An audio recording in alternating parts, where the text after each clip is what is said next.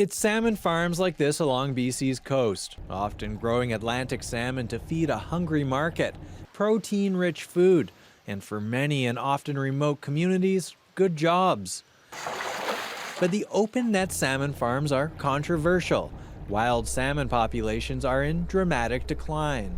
This keystone species is presently facing unprecedented threats. It is clear from all data sources that Pacific salmon are experiencing serious, sustained population declines with many runs on the verge of collapse.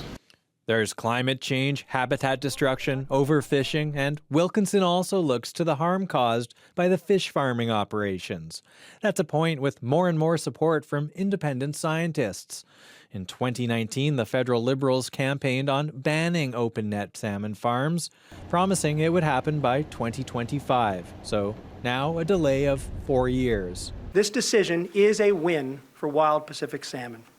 For folks focused on the success of wild salmon, the clear deadline for the ban is a welcome development. BC is now the only jurisdiction on the west coast of North America where open net salmon farming is allowed. Washington State banned it 2 years ago.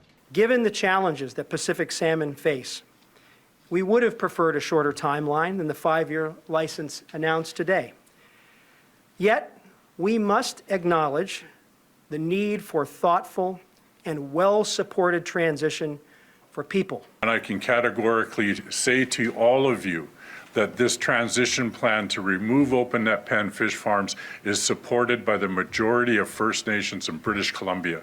Chamberlain says 120 First Nations support the government's new transition plan, but there are others who oppose the ban, citing the roughly 500 aquaculture jobs in remote First Nation communities. It reduces the pressures of the wild stock and meets demand of affordability. The feds say the license renewals will come with stricter rules, including better management of sea lice on farmed fish, improved industry accountability, and monitoring of interactions with sea mammals. Rafferty Baker, CBC News, Vancouver.